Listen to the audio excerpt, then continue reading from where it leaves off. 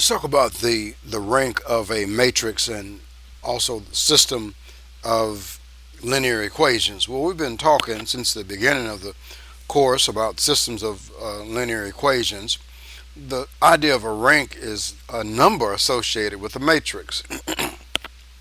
Well, let's see what that's talking about. We need to pick up some preliminary information. First, definition of row vectors and column vectors. If you take any given coefficient matrix, the rows are said to be the row vectors, and you've seen that in the various problems that you have looked at so far. And then the columns are said to be the column vectors. Remember, we said that vectors, even though they're written out laterally, they want to stand up, and they stand up as columns. So, so these columns vectors come directly from the matrix. They're just the columns, and then the rows are the row vectors. Now, with that, we could talk about the row space and the column space. If A is an m by n matrix, then the subspace of Rn spanned by the row vectors of A is called the row space of A. The subspace of Rm spanned by the column vectors of A is called the column space of A. Now notice that the row space is in Rn and the column space is in Rm. Now, why is that? Then you come back over here.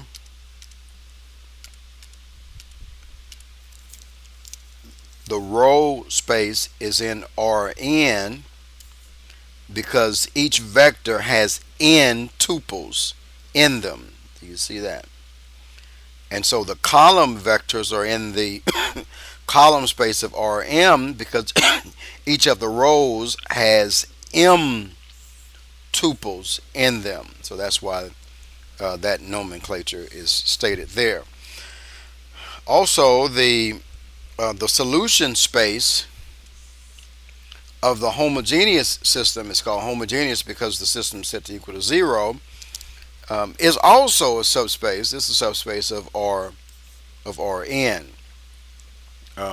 Where is that?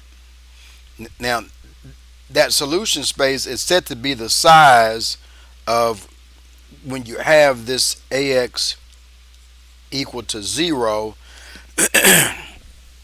It is said to be the size of this B matrix, and this B matrix is said to be a 1 by n size matrix.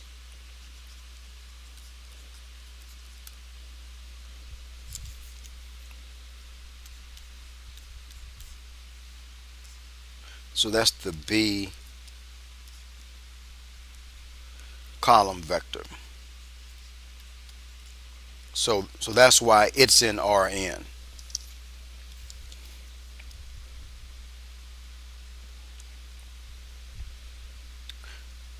Now,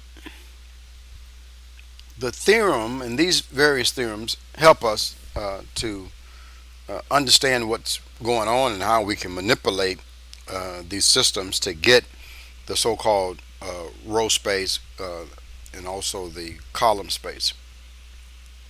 The first theorem, elementary row operations do not change the null space. Likewise, the elementary row operations for theorem 2 do not change the row nor the column space. So in other words, you can reduce the matrix, and when you reduce the matrix, that result is still beneficial. So in changing in the reduction, we have not thrown away anything important in terms of the row space, column space, or null space. Again, the null space is when we set AX equal to 0, and so we call that so-called solution space, we call that the null space. Okay, so let's keep on digging. This theorem is these various theorems are important. The third one says that if a matrix R is in row echelon form, So a matrix has been reduced. Then the rows with leading ones form a basis for the row space, and the columns with leading ones form a basis for the column space. Likewise, the corollary, which is nothing more than a direct consequence from a major theorem that correlates to something else. Let A be a matrix reducible to row echelon form. The original corresponding rows columns of A that corresponds to the rows with leading ones also form a basis for the row and also the column space. So basically what that is saying is, if you take a matrix, you reduce it, you get the leading ones, then those rows that have the leading ones in that reducible form, they form a basis for the row space. But also the original matrix that corresponded, those rows that corresponded to the leading ones in the original matrix, those rows form a basis for the row space, and also the columns with the leading ones, for going back to the original matrix, those columns form a basis for the column space. Pretty cool. The row and column space have the same dimension, so that's pretty cool. So let's see. In terms of the rank and the nullity, the rank is just the number of vectors in the basis for the row space or column space, and the nullity is just the number of vectors in the so-called null space, or the solution space of AX equal to 0. So the common dimension of the row and column space of a matrix A is called the rank of A, denoted by rank A. The dimension of the null space of A is called the nullity of A, denoted nullity of A. Here the so-called rank theorem, not old food in the refrigerator. If you're from the South, we say, that food, that chicken is rank. But anyway, I don't think that's what it's talking about here, but you get the idea. Well, no, you don't, because I don't. But anyway, just a bad math joke gone south. That's funny. So dimension or rank theorem for matrices: let A be a matrix with n columns. So if you add the rank plus a nullity, you should get n. So that's cool to know. Let A be an m by n matrix, then the rank of A is equal to the number of leading ones. That's good to know. The nullity of A is equal to the number of parameters for the null space of AX equal to 0. Now this guy here is no more than the solution set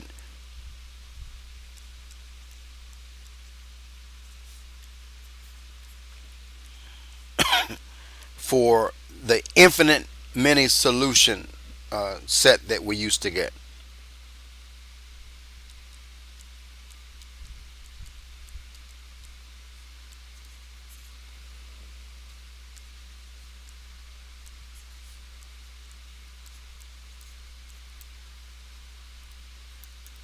Okay.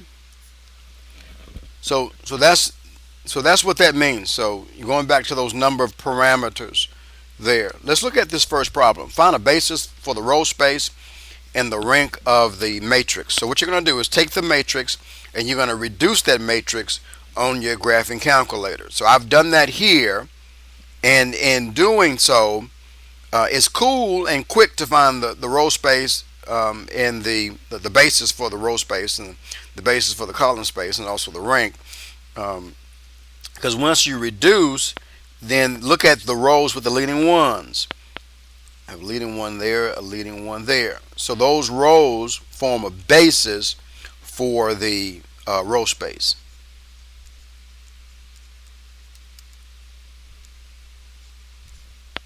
So it's 1, 0, 4/5, and then also 0, 1, 1/5.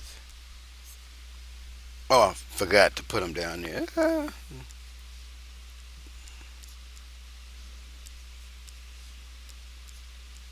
And then when you count the number of vectors that you have in the basis, well, there are 2. That's the rank.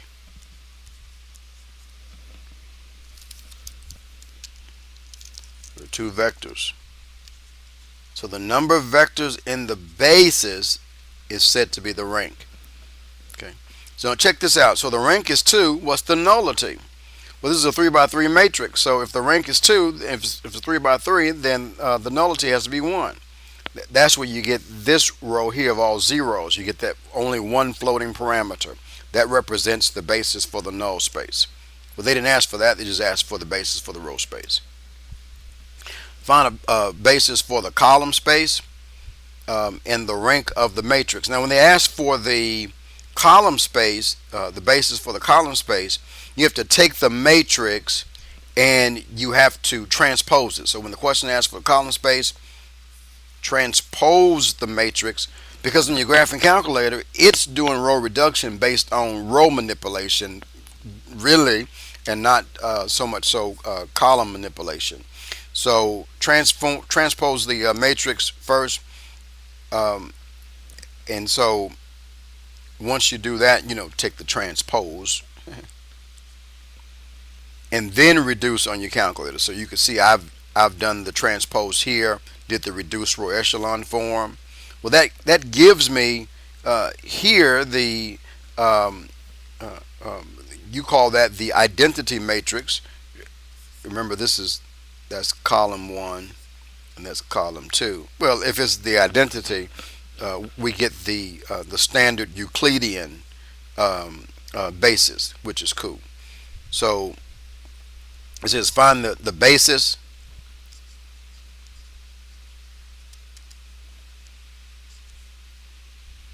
It's going to be 1 comma 0 and 0 comma 1, or you can write them as column 1 and column 2. It doesn't matter there, I don't think. What's the rank? We get 2 vectors, so the rank is equal to 2. Okay. Now the question is, do you have to take the transpose? You really don't. You could take the matrix as it is, reduce it, and then just look for your leading ones, and those leading ones, whether they're in the rows or the columns, still give you the basis. So but if the rows and columns are a different number, like if it's a 3 by 4, then you want to make sure that you list those vectors in the column out correctly. So just be on the lookout for that. What I do is that I just follow this. If they ask for the column space, I'm going to take the transpose and then reduce. So I know that I'm dealing now with the columns that are now rows in the transpose, right?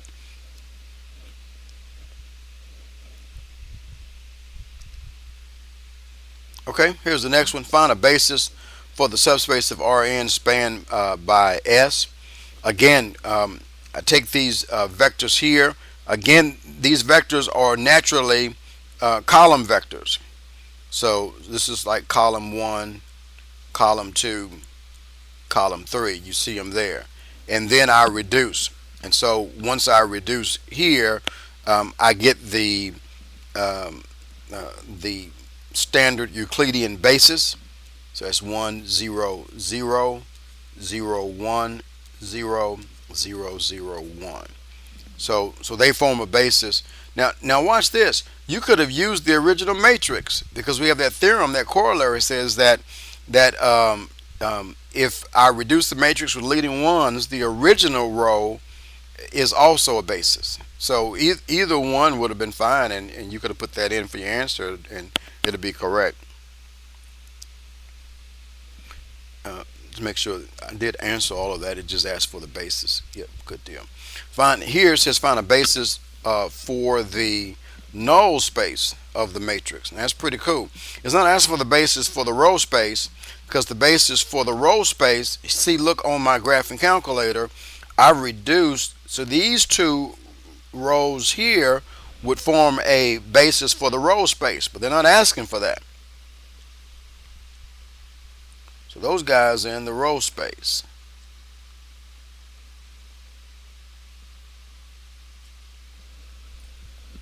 So here's how we get the basis for the null space, right? I'm going to take this system. Basically, what they're asking is to find the, it's the same thing, find the infinite many solution set.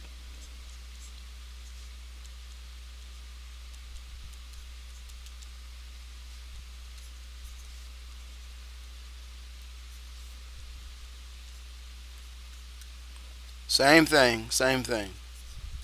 Old deacon in the church used to say that, tell a story about, I hope this is not true, how a fella had a parrot and he brought the parrot to church, and the parrot kept on saying, same crowd, same crowd, same crowd. And so, so one day the preacher asked the parrot, what do you mean by the same crowd? And so the parrot said, uh, when we went to the club and when we went to the church, we saw the same crowd. Well, anyway, same solution, same answer. That's what I'm saying. So hopefully it was different crowds, church and all that kind of stuff. But anyway, but the same way that we found the infinite many solution set is the same way that you find the basis for the null space. So you take the matrix, you reduce, then you look at that. You look at that guy over there. So basically, that says that I have x sub 1 minus 2 x sub 2 is equal to 0. It's not that 0. This is the 0 for the solution space. And then the next row says x sub 3 is equal to 0. Right? So notice what's missing. When I look, here's how you determine which variable to pick for the floating parameter. Look on your the main diagonal, right? And on that main diagonal, well, you may say, hey, I have two terms there, that two zeros, but actually you don't, because you can rewrite this matrix and put this row on the bottom. Let me just do that real quick. Oh, that's pretty. Oh, that's pretty. Now what I'm doing is, as one old fella used to say, this don't mean nothing. But I'm just trying to show you something. Okay, now it's the same matrix. With row reduction, we can interchange rows. So, huh?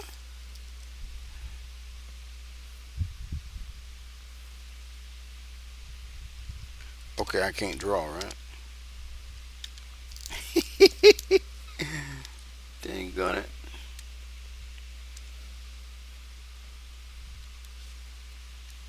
I don't know how to draw a straight line. That's a straight line.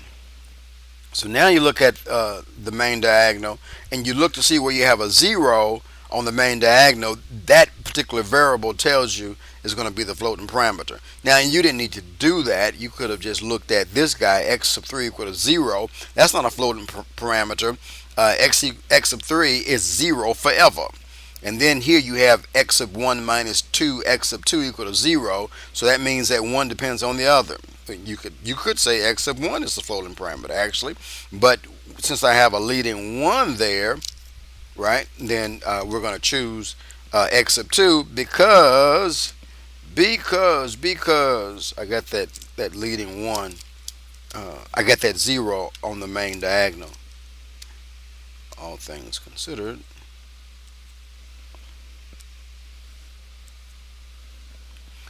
So x sub 2, so let x sub 2, and you probably knew this, and I'm going all the way around the world. X sub 2 is equal to t. I get x sub 1 minus 2t is equal to 0, so x sub 1 is equal to 2t. I get x sub 2, and then x sub 3 is equal to 0. So we put everything together. So the basis would be the vector that has x sub 1, x sub 2,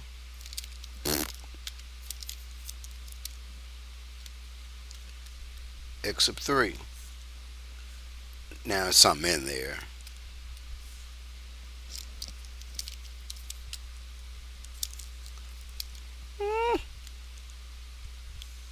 X sub 1 is 2t, x sub 2 is t, and x sub 3 is 0.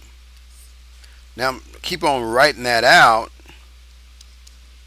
and that looks like 2, 1, and 0 times t. So in terms of the solution, what you may see is 2, 1, 0. Or maybe they wrote it like this. Doesn't matter.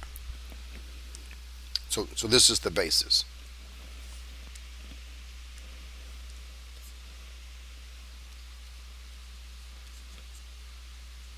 Say it's a basis because there are infinitely many bases, because that t could change. If you pick t equal to, here we just pick t equal to 1, but if t is equal to 2, you get 4, 2, 0, and you can choose how many t's, infinitely many, right? Find a basis for and the dimension of the solution space of the homogeneous system. Here, this homogeneous system that's given is AX equal to 0, right? Take this system, put it into your graphing calculator, and reduce. So here, when they talk about the solution space for the homogeneous system, they're still talking about the null space. Okay, so basically find the infinite many solution set. So that first row, looking over here, is x minus 1/3 z. I'm just going by the form xyz is equal to 0, and then the second row is y plus 4/3 z is equal to 0. Both equations depend on z, and also you look on the main diagonal, you get a 0 there, represents z, which says that let z be the floating parameter. So if that's the case, that means that x is equal to 1/3 t, y is equal to negative 4/3 t, and z is equal to t. So we get 1/3, negative 4/3, and 1 times t. And so it says find the basis. There's only one vector, and so the dimension simply says how many vectors do I have in the basis. They only have one, so the dimension is 1. I think in Web Assign they like smooth answers, so here's how they get that. Pick t to equal to 3 just to cancel a fraction out, and so that implies that we end up with 1/3 times 3, you get 1, negative 4, and then 3 here. And then the dimension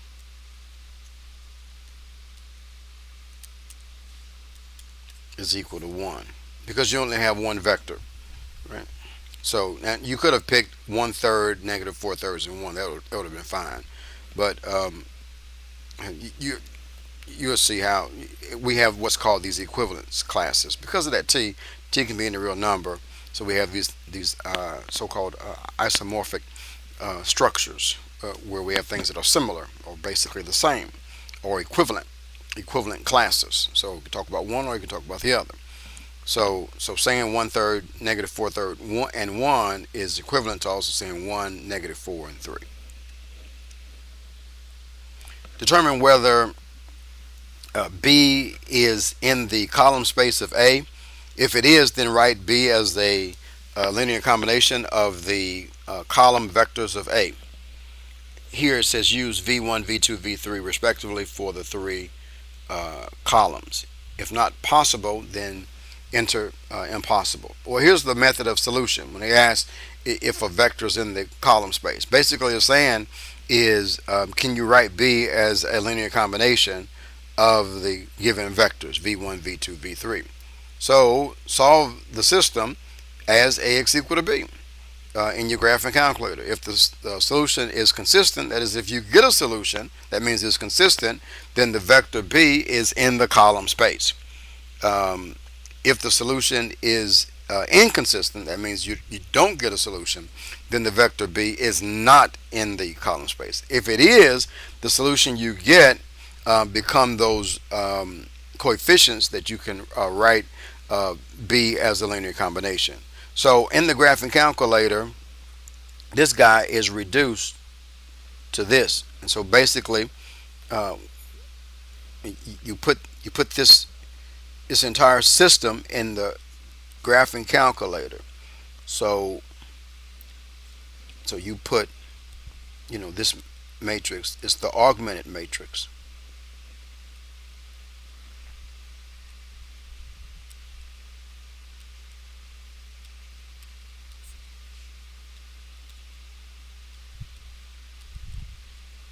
And then reduce row echelon form. And so what you get then is, in solving that, I get these coefficients. C sub 1 is equal to, well, okay, what is C sub 1? I should do a better job than that. So you know what V1, V2, and V3 are. There are these columns here. So basically you're going to have C sub 1 times V sub 1 plus C sub 2 times V sub 2 plus C sub 3 times V sub 3 is equal to B. Now once you solve this,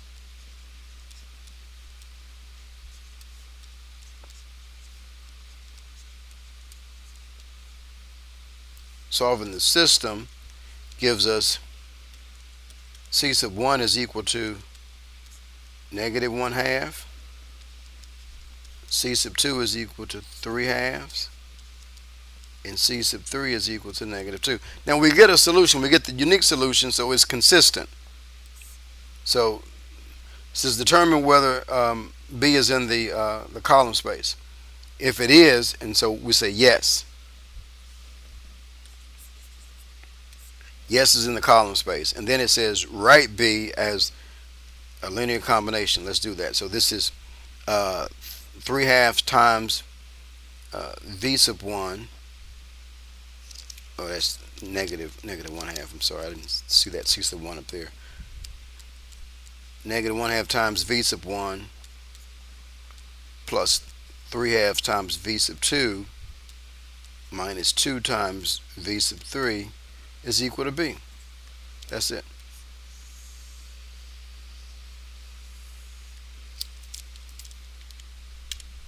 And pick orange. I bought some oranges. I guess that's yellow. Hey, that's what happened to me. I bought some oranges yesterday. Sun-kissed oranges. But they're not oranges. They were yellow. So, can we still call them oranges? Those are funny. Anyway. You see that we answered everything there. Yes, I think we did. Here's the cool theorem. This theorem shows up in differential equations. It actually comes here from linear algebra because differential equations is a subset, a subspace. That's right, of a big vector space that we call linear algebra. Linear algebra is a subspace of another space, right? So, and just keep on going until you get to the mathematician that was in the movie The Matrix, right? Anyway, the superposition principle for vectors. Cool stuff. If x naught is a particular solution to ax equal to b, and if S, which has n vectors in them, forms a basis for the solution space, it is the null space for ax equal to 0, then every solution, the general solution of ax equal to b, can be expressed as the particular solution, plus the complementary solution. So my subscript notation corresponds to x of p, p being particular, and x of c, c being complementary. I think the textbook and Web of Science uses h and p or something. I don't know. They're just full of bull wacky, right? So anyway, the solution becomes x equal to x naught, which is x naught is the particular solution from um, that represents x of p. That's the particular solution, and so the particular solution comes from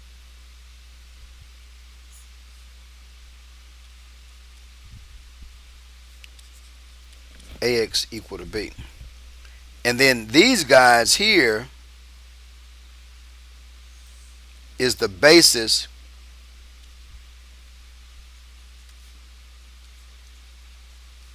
for ax equal to 0, here being represented by x of c, the complementary solution. Okay. Well, let's see that, and it's the last problem that I will take up your time with.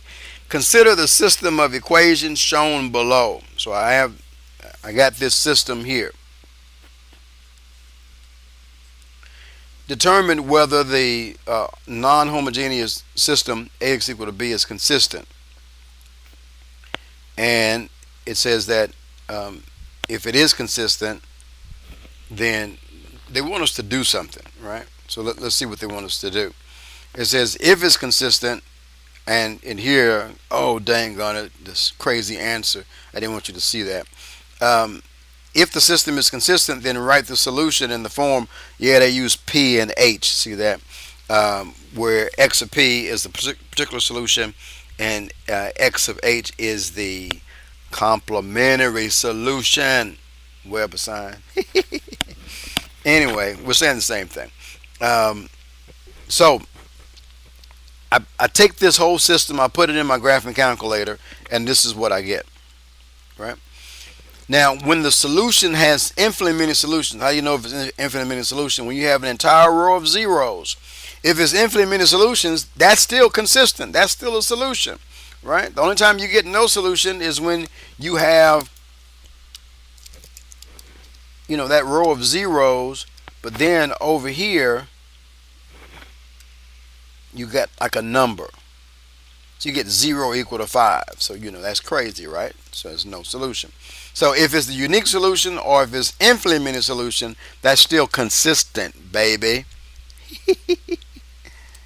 Alrighty. So if it's consistent, then it says to find the general solution, find the particular solution, and then also find the complementary solution. So let's see. I think I'm going to write on this backdrop. So if you look at the reduction over here, so that says that x minus 2y, that's equal to 4. And then the next line says that z is equal to 0. I mean, that's all we have. All right. Now, if you look at the main diagonal, we had a problem very similar to this, where that 0 is actually going down, right? So the floating parameter is here on the y. So we say let y. Here's the thing, the question, just talk it out. Can z be the parameter? No, because z is equal to 0, right? So it can't be z because z is always 0. So it can either be x or y. That looks very familiar to like a previous problem. So it can be either x or y. But we had a leading 1 at the position that represented x. So we let y be the floating parameter. So if y is the floating parameter, that means that x is equal to 4 plus 2t, or 2t plus 4. Boy, the plus and the t are running together. All right, how about that? So when you write out the solution he has it here x, and that's pretty cool. I normally say x hat just so that we don't get confused with these x's. It's just the solution. Just here's the x is equal to, let's write out what I have. I get x, y, and z. Just starting out there because my approach attack to the problem is the same all the way around. So x is 2t plus 4, y is equal to t, and then z is 0. Let's work that out. Now, I'm going to get the just the numbers by themselves. That's going to be a 4. There's no number here, right? It's like t plus 0, if you will. There's a 0 here. Plus, let's get the t's together. That's 2, 1, and 0 times t. So here, this, can't even draw an arrow right. These guys become the solution for, this is the particular solution. And then over here, we have x of p. It's my notation. I'm sorry, not x of p. X of c, the complementary solution. So the particular solution has numbers in them, right? And the complementary solution is the basis for the solution space. So where are the numbers? 4, 0, and 0. And then the complementary solution would be the 2, the 1, and the 0. Now, just make sure you see that. And particularly, I want to check the particular solution. That is there a particular solution here at x equal to 4, y equal to 0, and z equal to 0? Yeah, I believe that works. And it's just one of the solutions, actually, for the infinitely many solution. But it kind of stands out there just with the numbers. And what helps us is that this that force, oh man,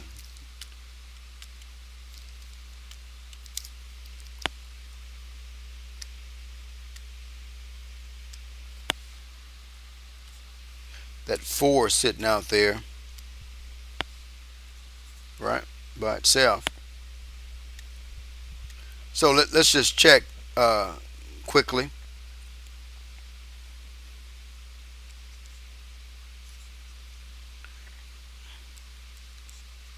Check the